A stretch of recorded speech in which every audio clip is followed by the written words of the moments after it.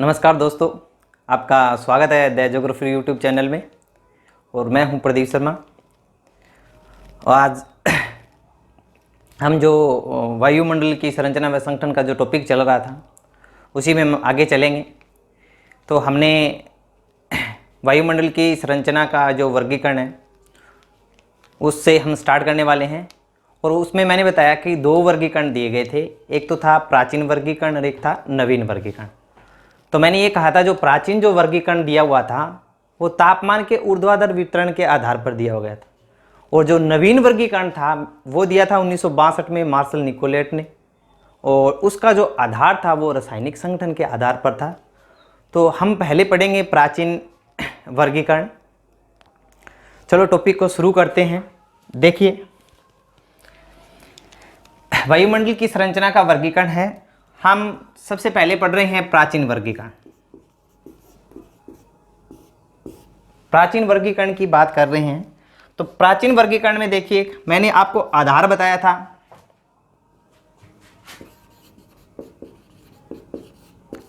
आधार बताया था वो था तापमान, यानी तापमान के ऊर्ध्वाधर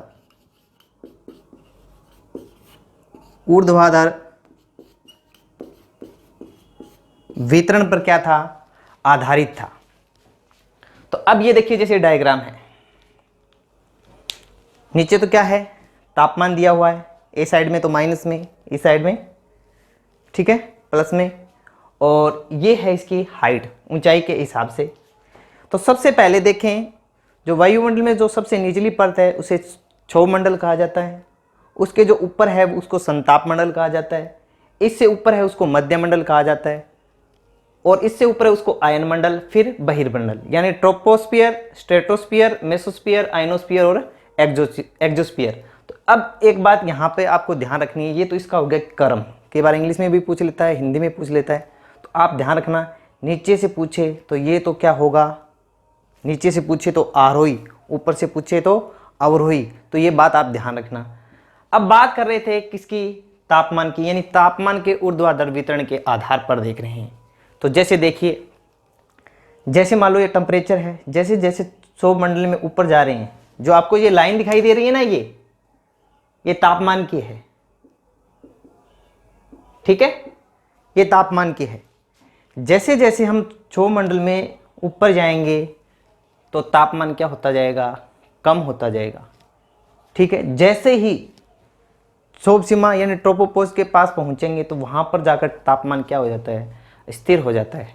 तो कुछ ऊंचाई तक तापमान क्या रहता है, स्थिर रहता है।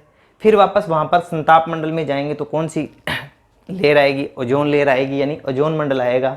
वहां पर वापस तापमान बढ़ना क्या हो जाता है, शुरू हो जाता है।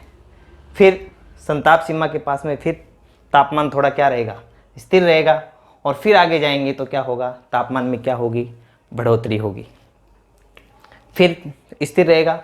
और उसके बाद में जो आयन मंडल और बहिर्मंडल में है वहां पर आगे जाकर तापमान क्या रहेगा, बढ़ता रहेगा। तो आप यहां पर एक चीज समझिए कि क्षोभमंडल में जा रहे हैं तो तापमान क्या हो रहा है, माइनस, कम हो रहा है। फिर तापमान क्या हो रहा है, प्लस हो रहा है, फिर वापस माइनस, और फिर वापस क्या हो रहा है, प्लस हो रहा है। तो आप देखना, पहले कम, फिर ज़्यादा, फिर कम, फिर ज़्यादा। यदि हम देखें कि जो क्षोभमंडल है, क्षोभमंडल में जाएंगे तो क्षोभमंडल की ऊपरी सीमा तक -70 डिग्री सेल्सियस क्या हो जाता है, तापमान हो जाता है। फिर तापमान थोड़ा क्या रहता है, स्थिर रहता है। स्थिर रहने के बाद ओजोन मंडल के कारण फिर वापस तापमान बढ़ना क्या हो जाता है, शुरू हो जाता है, और बढ़ते बढ़ते ही कहाँ तक आ जाता है, 0 डिग्री तक आ जाता है। तो ये आप ये ध्यान रखना, संताप मंडल के ऊपर, ठीक है ना, ऊपरी सीमा, समताप सीमा पर तापमान कितना पाया जाता है, 0 डिग्री सेल्सियस का। सर बढ़ा कैसे, तो बढ़ा मैं ये नहीं कह रहा, क्योंकि यहाँ पर -70 गया था, ठीक है ना, -70 से वापस कहाँ है, 0 पे है। इसका मतलब तापमान में क्या हुई है, बढ़ोतरी हुई है। तो यहाँ पर 0 डिग्री।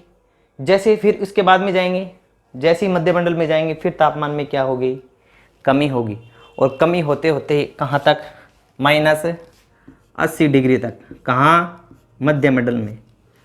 अब एक बात यहाँ पे ध्यान रखना, यदि NCERT वालों की बुक देख रहे हैं तो उसमें -100 डिग्री दे रखा है, और जो अन्य जो बुकें देखते हैं उसमें -80 डिग्री दे रखा है। ठीक है, ये थोड़ा सा आप ध्यान रखना। ठीक है, ये -80 डिग्री तक पहुंच जाता है। कहाँ पर? मध्य मंडल की ऊपरी सीमा पर। ठीक है, इसके बाद में जो टेम्परेचर है वो लगातार क्या करता जाएगा? बढ़ता ही जाएगा। ठीक है, तो ये आप ध्यान रखना, क्षोभ मंडल, संताप मंडल, मध्य मंडल, आयन मंडल और बहिर्मंडल। और मैंने यहाँ पे एक चीज बना रखी है, यानी उल्का पिंड। उल्का पिंड के बारे में ये कहा जाता है, जैसे ही ये पृथ्वी के किसी गुरुत्वाकर्षण बल वाले क्षेत्र में आता है,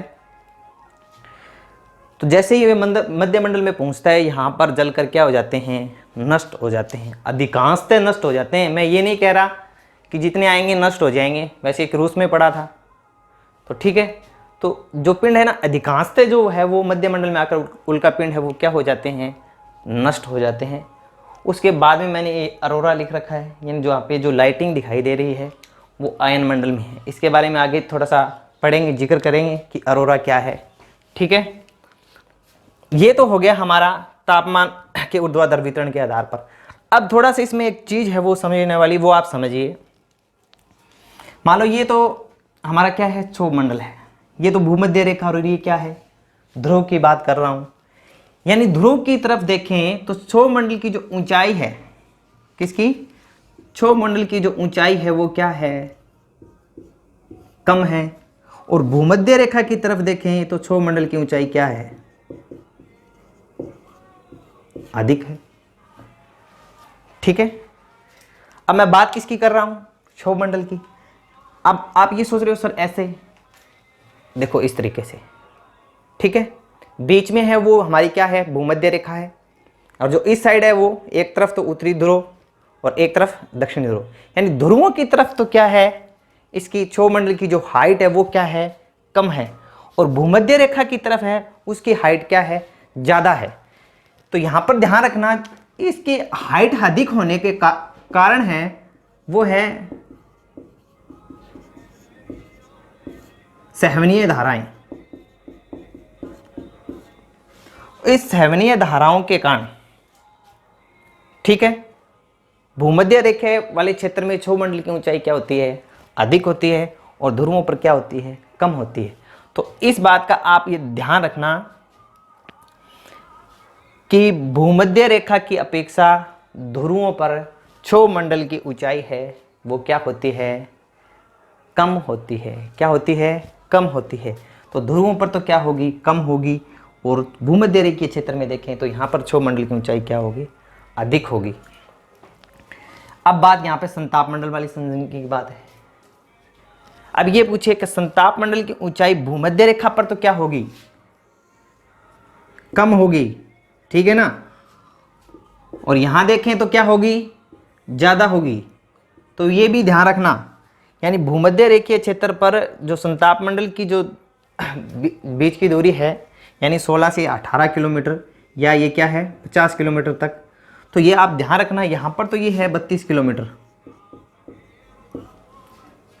और यहां देखेंगे तो लगभग 42 किलोमीटर। तो आप ये भी ध्यान रखना कि भूमध्य रेखीय क्षेत्र में संताप मंडल की जो ऊंचाई है वो तो कम मिलती है, और ध्रुवीय क्षेत्रों में है वो क्या मिलती है? अधिक मिलती है। ये तो हो गई दो बातें। ठीक है, क्षोभ मंडल के बारे में और संताप मंडल के बारे में। ठीक है, सहवनीय धाराएं। और बात करें ऊंचाई की तो भूमध्य रेखा में तो 16 से 18, और ध्रुवों पर कितनी मिलेगी? 6 से 8 किलोमीटर की मिलेगी। हाँ, यहाँ पर एक बात ध्यान रखने वाली ये है, जो BSCR वाली जो बुक है उस बुक में ये दूरी है वो 8 से 10 किलोमीटर की है भाई।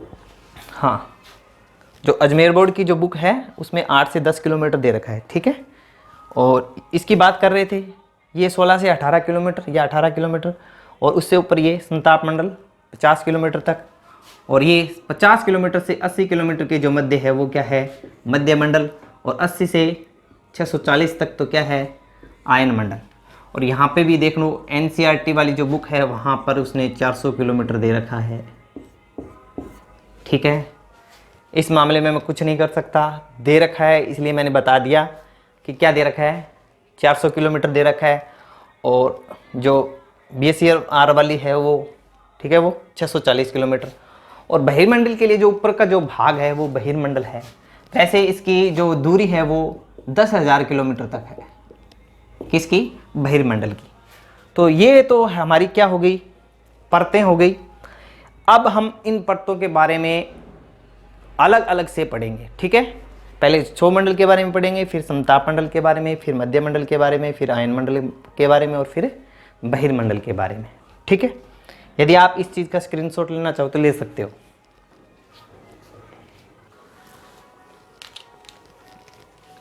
हाँ तो दोस्तों, पहली जो हमारी परत है वो है क्षोभमंडल।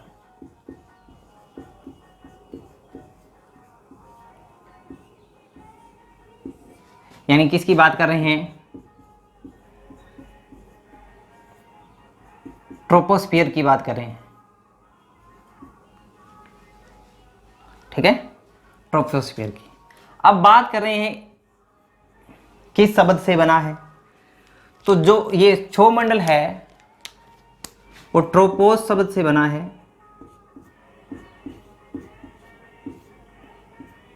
ट्रोपोस शब्द से बना है। कौन सी भाषा का? ग्रीक भाषा का क्या है ये? शब्द है। बात किसकी करें? अर्थ की। तो अर्थ क्या होता है? विक्षोभ, ठीक है। इसी कारण क्षोभमंडल को क्या कहा जाता है?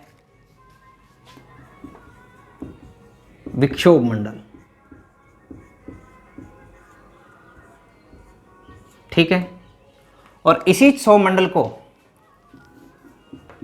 क्योंकि इस मंडल में सहवनीय धाराएं चलती है, तो यानी सहवनीय मंडल, वो जो सर्वाधिक परिवर्तन होते हैं वो भी कहाँ होते हैं? क्षोभमंडल में। तो इसलिए इसे क्या कहा जाता है? परिवर्तनशील मंडल या परिवर्तन मंडल। परिवर्तनशील मंडल या परिवर्तन मंडल।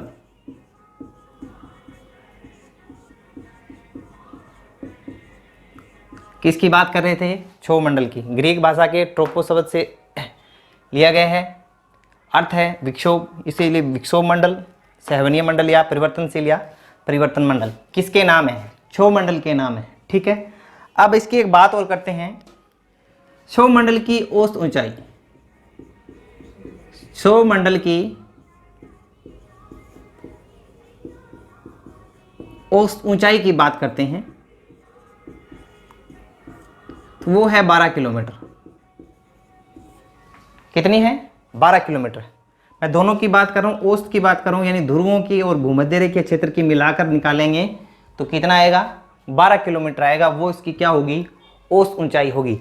यहाँ पर आपको एक बात ध्यान रखने वाली ये है, जो BSER वाले बोर्ड की जो है बुक, उसमें है 13 किलोमीटर। साथ साथ में बता रहा हूँ, ठीक है ना, देख लेना। जो 11वीं क्लास की बुक है उसमें 13 किलोमीटर दे रखा है, ठीक है। और वैसे क्षोभमंडल की जो औसत ऊंचाई है वो कितनी होती है? 12 किलोमीटर होती है, ठीक है। अब बात करते हैं क्षोभमंडल के बारे में। जो ये क्षोभमंडल है इसे दो भागों में बांटा जाता है। दो भागों में क्या किया जाता है? विभक्त किया जाता है। दो भागों में विभक्त किया जाता है। ध्यान रखिए, दो परत के रूप में कौन कौन सी? एक तो है निचली परत, निचली परत, और एक है ऊपरी परत।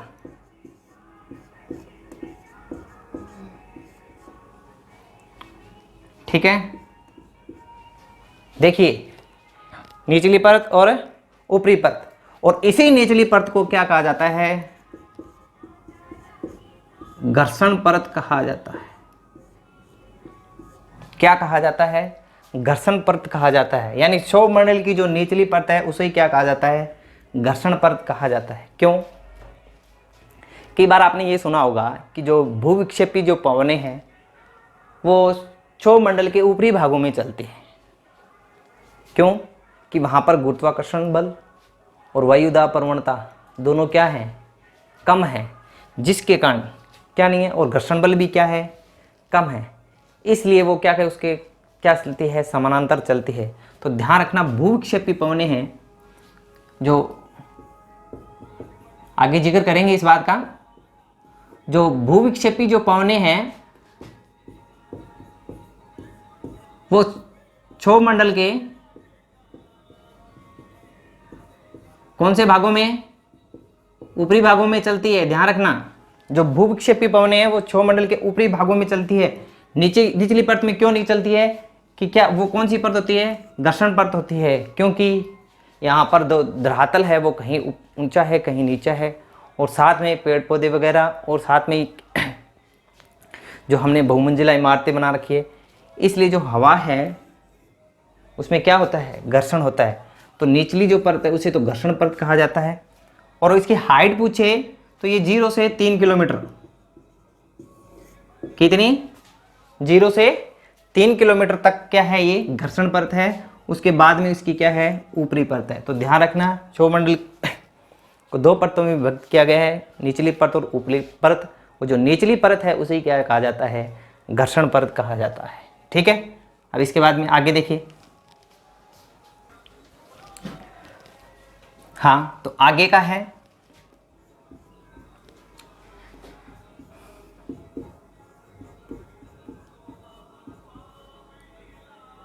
अब क्षोभमंडल की ऊंचाई की बात करें तो ये हमने जिक्र कर लिया था पहले। ऊंचाई जो भूमध्य रेखीय है, जो क्षेत्र है, भूमध्य रेखीय क्षेत्र में क्या पाई जाती है, अधिक पाई जाती है।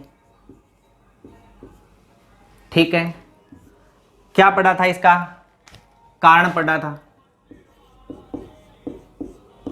कारण यानी सहवनीय धाराएं।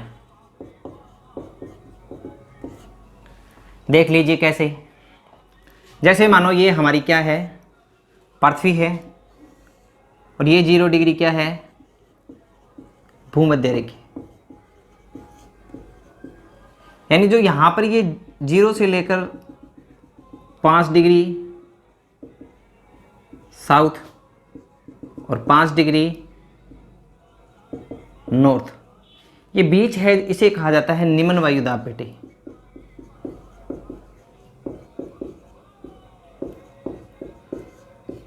ठीक है, इसे क्या कहा जाता है, निम्न वायुदाब पेटी कहा जाता है। जैसे ही व्यापारिक पवनें यहाँ पर आके क्या हो जाती हैं, इकट्ठी हो जाती हैं, और फिर यहाँ पर उच्च वायुदाब होने के कारण भी क्या होता है, साथ में सर्वाधिक क्या होता है, वाष्पीकरण होता है। वाष्पीकरण होता है तो हवाएं कहाँ उठेगी, ऊपर की ओर उठेगी। ऊपर की ओर उठेगी तो ये ऊपर की ओर उठेगी। ठीक है ना, ऐसे ऊपर की तरफ उठेगी ये, ऊपर ऊपर ऊपर उठ के कहाँ जाएगी, क्षोभमंडल के ऊपरी भागों में जाएगी। तो इसके कारण जो क्षोभमंडल की ऊंचाई है वो क्या हो जाती है, अधिक हो जाती है। किसके कारण, सहवनीय धाराओं के कारण। इन सहवनीय धाराओं के ही कारण भूमध्य रेखीय क्षेत्र में क्षोभमंडल की ऊंचाई क्या पाई जाती है, अधिक पाई जाती है। ठीक है, बात करें ध्रुवों की, किसकी करें, ध्रुवों की, तो यहाँ पर जो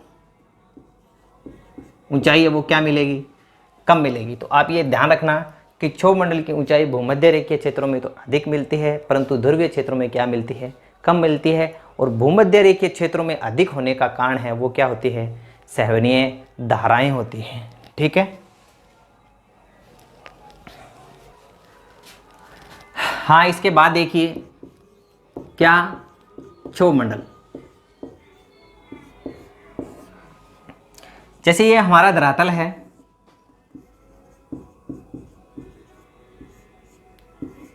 ठीक है, धरातल से जैसे जैसे ऊपर जाते जाएंगे, यानी क्षोभमंडल की बात कर रहा हूँ, क्षोभमंडल में जैसे नीचे से यदि ऊपर की तरफ जाएंगे तो तापमान में क्या होती है, कमी होती है। क्या हो जाती है, कमी होती है।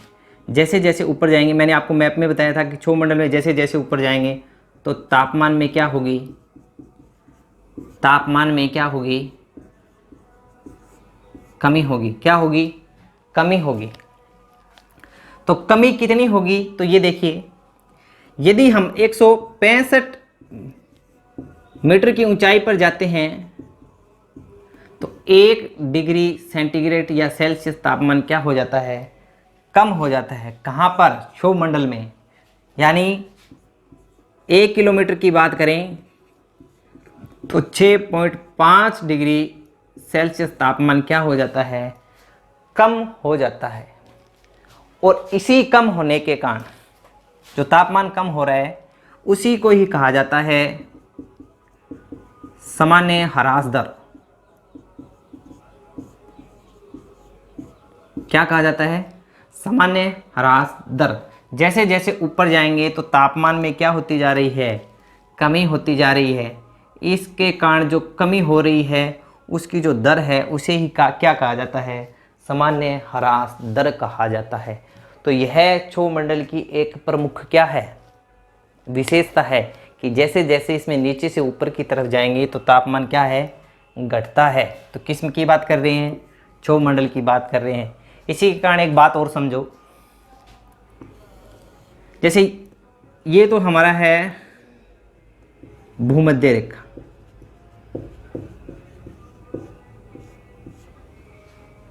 और ये क्या है, ध्रुव है। का सर ऐसे कैसे हो गया, ऐसे देख लो, इधर एक ध्रुव आ गया। यदि आप इस तरीके से नहीं समझो तो ऐसे समझ लो,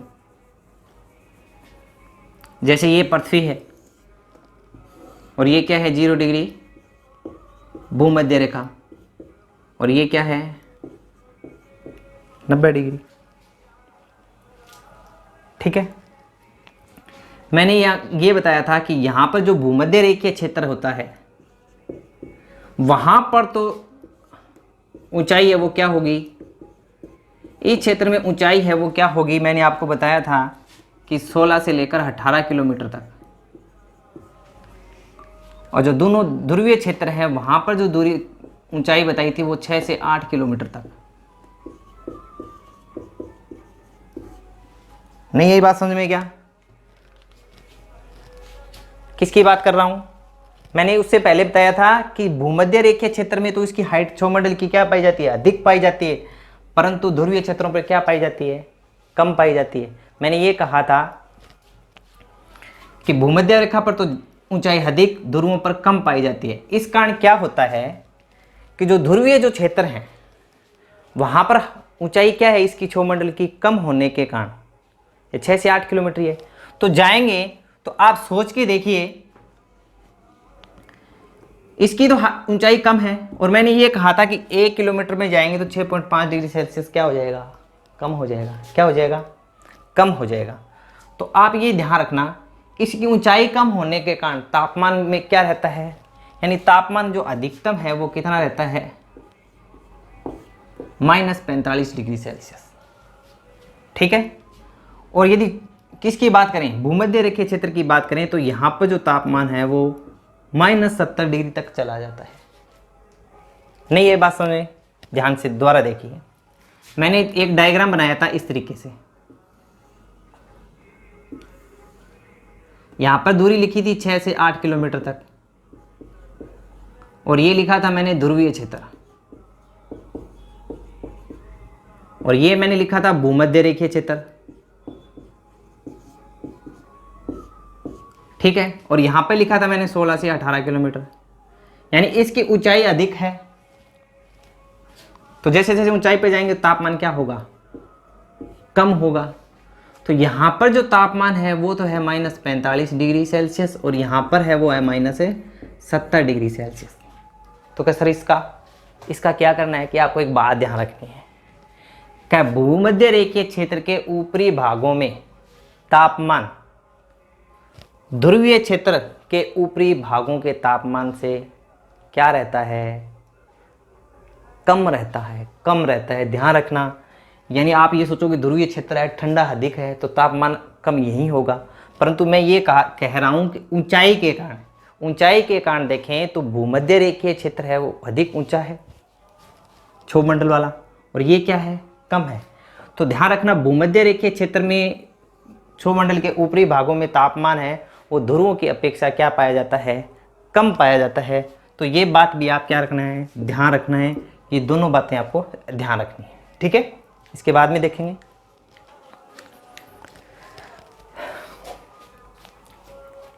ठीक है, तापमान की बात होगी।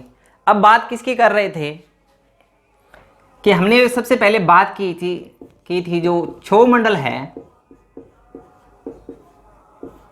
वो वायुमंडल की सबसे कौन सी परत है, निचली परत है। कौन सी है, सबसे निचली परत है।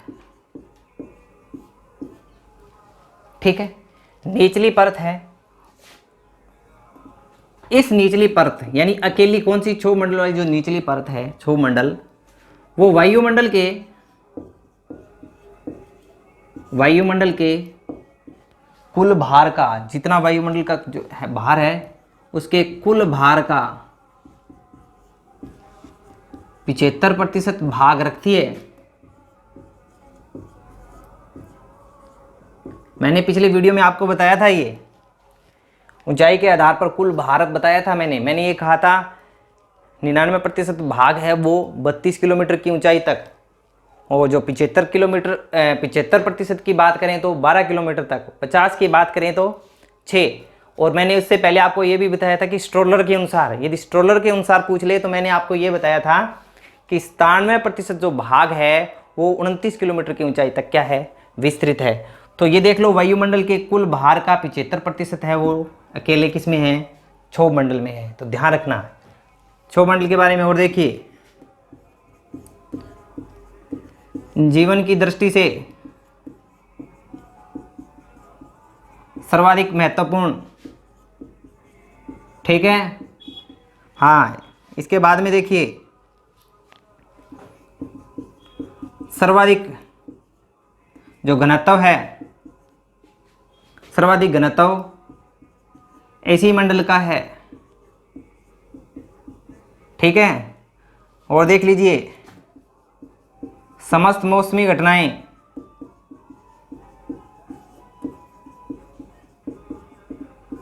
जो समस्त मौसमी घटनाएं हैं वो कहाँ घटित होती हैं, सारी की सारी क्षोभमंडल में घटित होती हैं, ठीक है।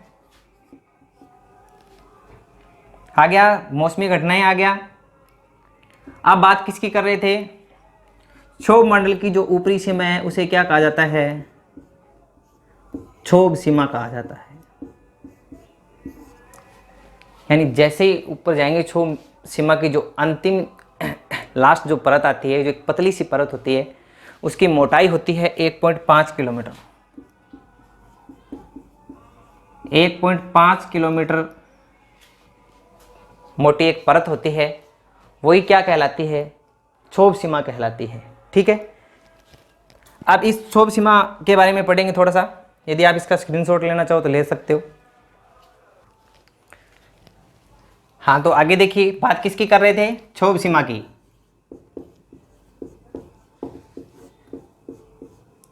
जो ये क्षोभ सीमा है, मैंने इसकी मोटाई बताई आपको, मोटाई है वो 1.5 किलोमीटर होती है। कितनी होती है, 1.5 किलोमीटर होती है। बात किसकी करें, क्षोभ सीमा की, तो इसका नाम ट्रोपोज, जो इसका नाम ट्रोपोज है, वो ट्रोपोज नाम दिया था नेपियर शो ने।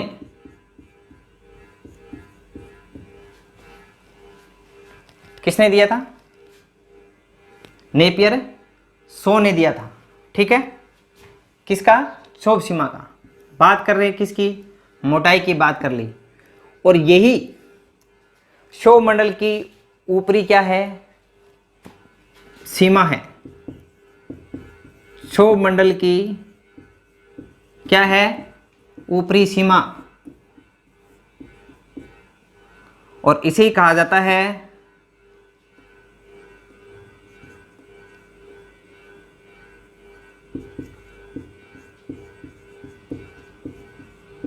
क्षोभमंडल की इसी सीमा को क्या कहा जाता है, परिवर्तनों की छत कहा जाता है।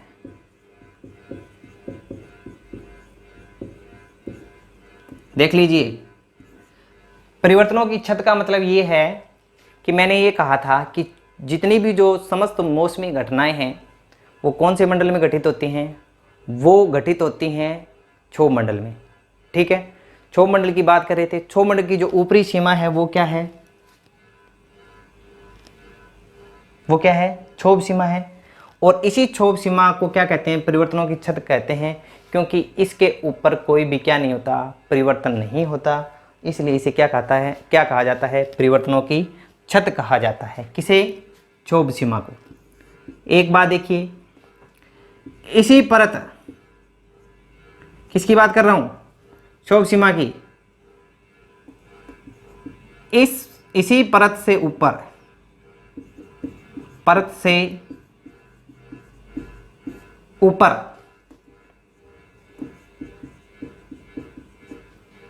तापमान में स्थिरता आ जाती है।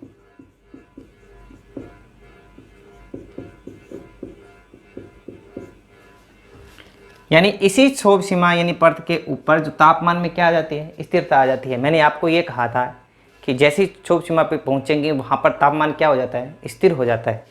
और वो स्थिरता है वो 20 किलोमीटर तक बनी रहती है। यानी 20 किलोमीटर की दूरी तक क्या होता है, तापमान में कोई भी तो ना तो गिरावट होती है और ना बढ़ता है ना ही घटता है, वो क्या हो जाता है, स्थिर हो जाता है। किसकी बात कर रहे थे, क्षोभ सीमा की बात कर रहे थे। ठीक है, और इसी क्षोभ सीमा के नीचे की बात कर रहा हूँ। क्षोभ सीमा के नीचे है कौन सी हवाएं, जेट स्ट्रीम पवनें चलती हैं।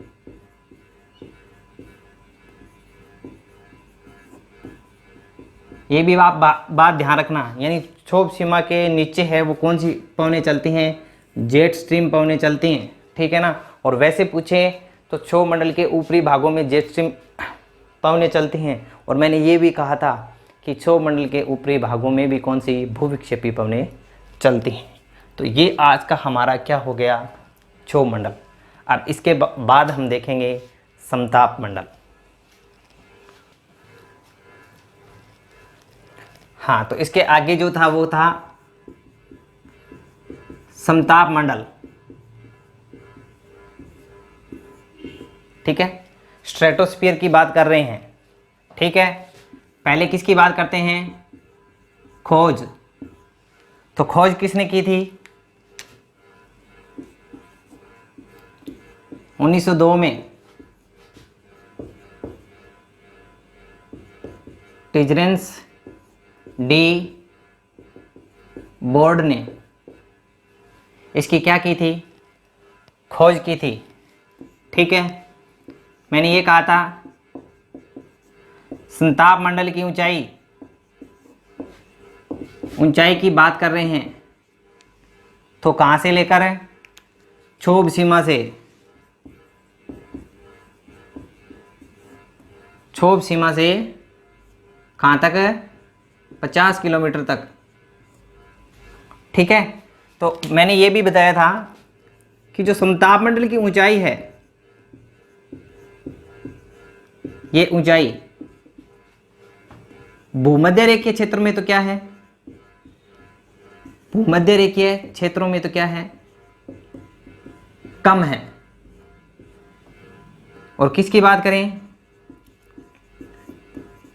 ध्रुवीय क्षेत्रों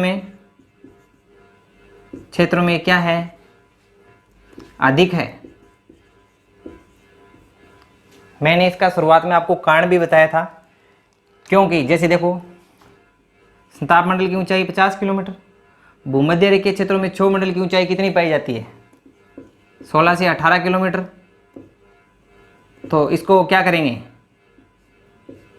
माइनस करेंगे, या तो कितने बचेगा, 32 किलोमीटर लगभग की बात करें तो कितना, 32 किलोमीटर। और मान लो ये ध्रुवीय क्षेत्रों की बात करें, संताप मंडल 50 किलोमीटर माइनस ध्रुवीय क्षेत्रों में जो क्षोभ मंडल की ऊंचाई है वो कितनी है, लगभग 8 किलोमीटर। तो बराबर कितना बच गया, 42 किलोमीटर। तो ये भी ध्यान रखना, संताप मंडल की जो ऊंचाई है वो भूमध्य रेखीय क्षेत्रों में तो क्या है, कम है और ध्रुवीय क्षेत्रों में उसकी ऊंचाई है वो क्या है, अधिक है। किसकी बात कर रहे हैं, संताप मंडल की बात करें। हाँ, इसी में क्या होता है कई बार, क्या जब क्षोभ मंडल में है ना, यदि क्षोभ मंडल में, मैंने किसकी बात की थी, सहवनीय धाराओं की बात की थी। यदि क्षोभ मंडल में सहवनीय धाराएं क्या हो जाती हैं, सहवनीय धाराएं यदि उसकी गति क्या हो जाती है, तेज हो जाती है, कई बार इसी क्षोभ मंडल को क्या करके तोड़कर कहाँ चली जाती है, इस परत को तोड़कर संताप मंडल में चली जाती हैं। और संताप मंडल में चली जाती हैं तो वहाँ पर बादल बनाती है, उन बादल को कहते हैं मकरेल स्काई। ठीक है, उसे ही कहा जाता है मुक्ताब मेघ, उसे ही कहा जाता है नेक्रियस क्लाउड।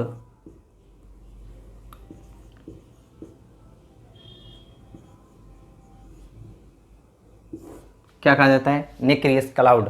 किसको, जैसे ही सेवनीय धाराएं क्षोभ मंडल को तोड़कर संताप मंडल में चली जाती हैं तो जहाँ पर जो बादलों का निर्माण होता है उसे मकरेल स्काई, मुक्ताब मेघ या नेक्रियस क्लाउड कहा जाता है। ठीक है, इसे ही क्या कहा जाता है,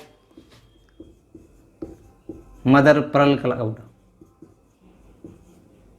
ठीक है, ये सारे, ठीक है, किसकी बात कर रहा हूँ मैं, संताप मंडल की बात कर रहा हूँ। तो ठीक है, ये हो गया संताप मंडल। ठीक है, संताप मंडल के बारे में कई बातें और हैं, वो देखेंगे।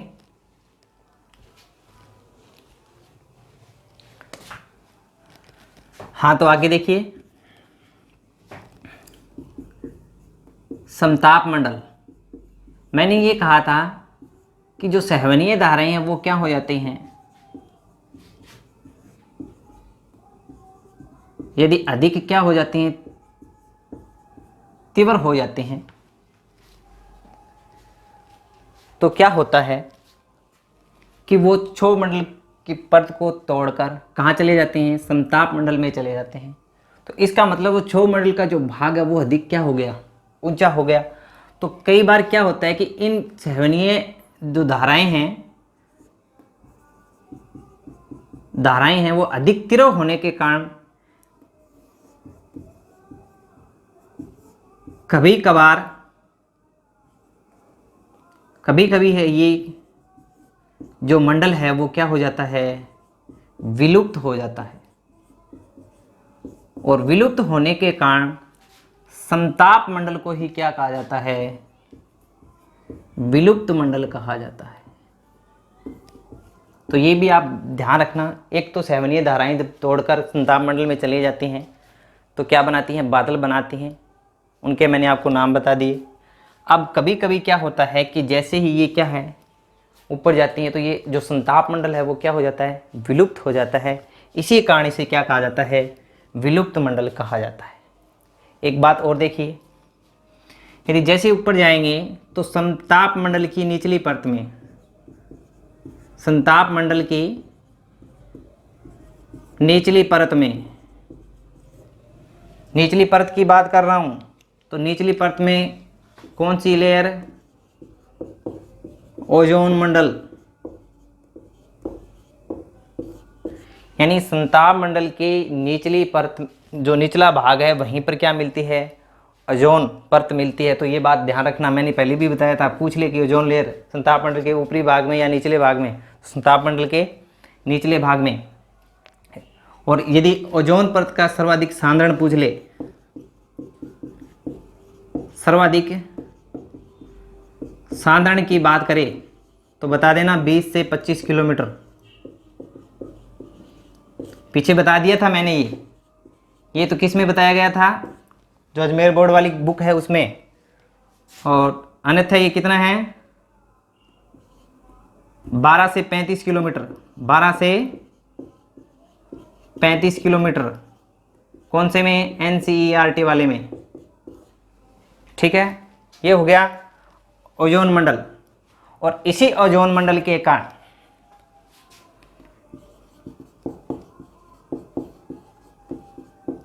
किसकी बात कर रहे हैं? ओजोन मंडल की बात कर रहे हैं। इसी ओजोन लेयर के कारण संताप मंडल के तापमान में क्या होती है? मंडल के तापमान में क्या होती है? वृद्धि होती है। ये पूछ ले कि संताप मंडल में तापमान वृद्धि होने का कारण है, तो आप बता सकते हो कि ओजोन के कारण तापमान में क्या होती है? वृद्धि होती है। किसकी बात कर रहे हैं? संताप मंडल की बात कर रहे हैं।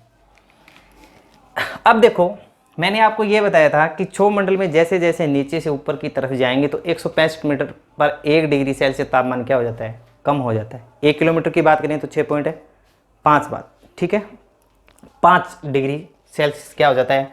कम हो जाता है। और यही बात हम ओजोन मंडल से करें तो किसकी? ओजोन मंडल की। यानी क्षोभ मंडल में तो क्या हो रहा था? कम हो रहा था। और संताप मंडल में क्या है? बढ़ रहा है। बढ़ने की गति क्या है? तो देखो, बढ़ने की जो दर है, संताप मंडल में जैसे तापमान बढ़ोतरी होती है वो 5 डिग्री सेल्सियस पर किलोमीटर के हिसाब से होती है। कितनी होती है? 5 डिग्री सेल्सियस 1 किलोमीटर में। यानी जैसे 1 किलोमीटर ऊपर जाएंगे तो 5 डिग्री सेल्सियस तापमान में क्या होगी? बढ़ोतरी होगी। और इसी के कारण ध्वनि व निर्वाता के वलय उत्पन्न होते हैं।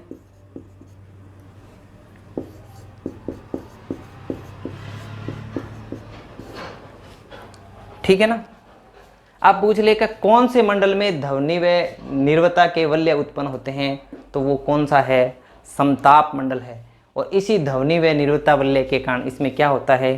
रासायनिक परिवर्तन होता है। क्या होता है? रासायनिक परिवर्तन।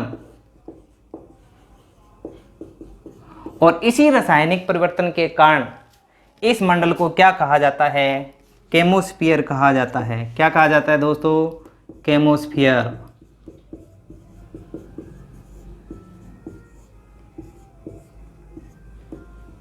तो ये भी बात आप ध्यान रखना कि किस मंडल को केमोस्फीयर कहा जाता है, तो किसको कहा जाता है? समताप मंडल को। किस मंडल में ध्वनि व निर्वाता के वलय दिखाई देते हैं, तो किस में? संताप मंडल में। संताप मंडल में तापमान अधिक होने का कारण क्या है? ओजोन। क्या है? ओजोन। ये पूछ ले कि संताप मंडल में तापमान बढ़ने की दर कितनी है, तो वो 5 डिग्री सेल्सियस पर किलोमीटर है। तो ये भी ध्यान रखना। यदि क्षोभ मंडल का पूछे तो जैसे ही नीचे से ऊपर की तरफ जाएंगे तापमान में क्या हो रही है? कमी हो रही है। परंतु कितनी हो रही है? 1 किलोमीटर में 6.5 डिग्री सेल्सियस की क्या हो रही है? कमी हो रही है। और ये जो दर है, इसी दर को क्या कहा जाता है? सामान्य ह्रास दर। परंतु संताप मंडल में है वो 1 किलोमीटर में 5 डिग्री सेल्सियस होता है। ठीक है, इसलिए इसमें ध्वनि व निर्वाता के वलय बनते हैं। और जो इसमें जो रासायनिक परिवर्तन होता है, इसी कारण इसको क्या कहा जाता है? केमोस्फीयर कहा जाता है। किसको? संताप मंडल को। ठीक है, यदि आप इसका स्क्रीनशॉट लेना चाहो तो ले सकते हो। हाँ, तो हम बात कर रहे थे ओजोन लेयर की। तो हमने ये कहा था पहले कि ये हमारी क्या है? क्षोभ सीमा है।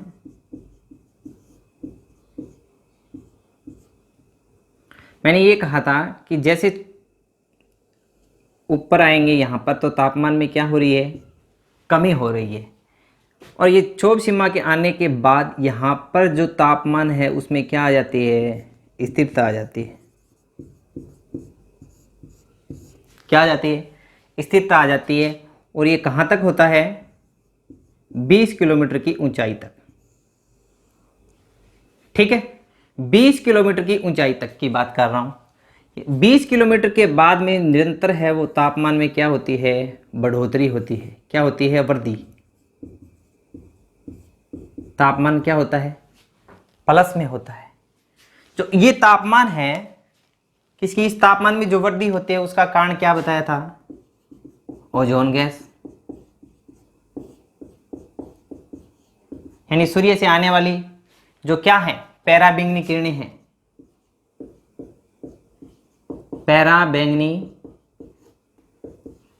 किरणें, ठीक है ना। जो सूर्य से जो किरणें आती हैं वो पूरी की पूरी पैराबैंगनी किरणें नहीं होती। जो सूर्य से आने वाली जो किरणें हैं उसका सिर्फ 6% भाग होती है सिर्फ पैराबैंगनी किरणें। यानी 100% यदि क्या है किरणें हैं तो उसमें से 6% जो किरणें हैं वही क्या होंगी, पैराबैंगनी किरणें होंगी।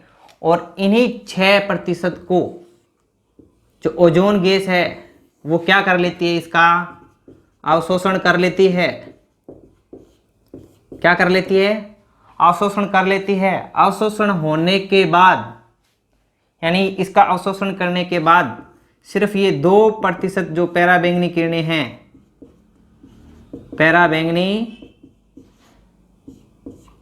किरणें वो कहां पहुंच पाती है, धरातल पर,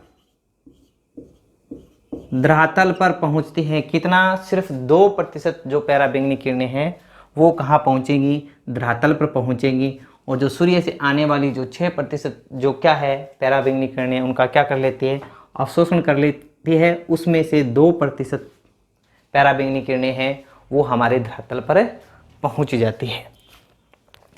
तो यहाँ पर एक बात तो ये होगी ओजोन वाली, यानी हमारी ये रक्षा करती है किससे, पैराबैंगनी किरणों से। फिर यहाँ से देखिए कि जैसे ये तापमान में क्या आ रही है 20 किलोमीटर तक समानता आ रही है, तो ये समताप मंडल का कौन सा भाग है, निचला। कौन सा भाग है, निचला।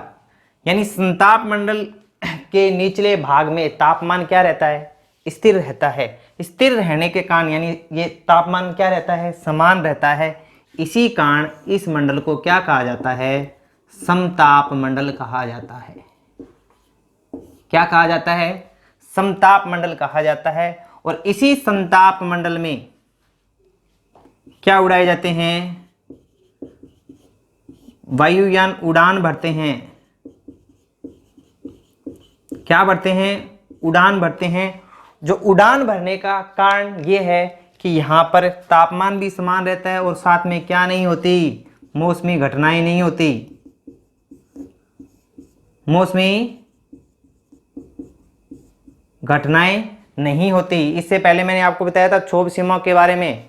क्षोभ सीमा में कहा था परिवर्तनों की छत या मौसमी घटनाओं की छत, वो क्या थी, परिवर्तनशील यानी परिवर्तनों की छत वो क्या थी, क्षोभ सीमा थी। क्योंकि उससे ऊपर क्या नहीं होती, मौसमी घटनाएं नहीं होती। तो इसका मतलब ये इससे क्या है, ऊपर है, तो यहाँ पर मौसमी घटनाएं घटित नहीं होती। इस कारण यहाँ पर वायुयान क्या भरते हैं, उड़ान भरते हैं। ठीक है, ये बात समझ में आई। अब एक बात और देखो, मैंने ये कहा था कि ये तो ध्रुव हैं और ये क्या है, भूमध्य रेखा। किसकी बात कर रहे हैं, पहले इसकी बात की थी। ये तो हमारा क्या, क्षोभ मंडल। और क्षोभ मंडल से ऊपर जाएंगे तो कौन सा, समताप मंडल। मैंने उसमें ये बताया था कि भूमध्य रेखा से ध्रुवों की तरफ जाएंगे तो तापमान में क्या होगी, क्या होगी, वृद्धि होगी या कमी होगी, वृद्धि होगी। किसकी बात कर रहा था, क्षोभ मंडल की। यानी यहां पर तो -70 डिग्री और यहां पर -45 डिग्री। तो मैं बात करूं यहां से इस तरफ जा रहे हैं तो तापमान में क्या हो रही है, वृद्धि हो रही है। क्या हो रही है, वृद्धि, क्योंकि 70 पहले 45 बाद में आता है, ठीक है ना। तो -70 डिग्री -45 डिग्री। यहां पर इसका कारण यह था कि यहां पर इसकी ऊंचाई क्या थी, अधिक थी, और यहां पर ऊंचाई क्या थी, कम थी। इसके कारण तापमान में क्या क्या था, अंतर था। और यही कंडीशन कहाँ हो रही है, इसकी उल्टी समताप मंडल में हो रही है। यहां पर तो तापमान में जैसे ऊपर जा रहे थे तापमान में क्या हो रही थी, कमी हो रही थी।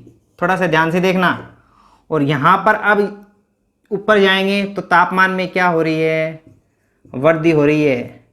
तो अब मुझे ये बताओ तापमान यहां ज्यादा होगा कि यहां ज्यादा होगा। तो तापमान सीधी सी बात है कहां होगा, ध्रुवों पर क्या होगा, ज़्यादा होगा।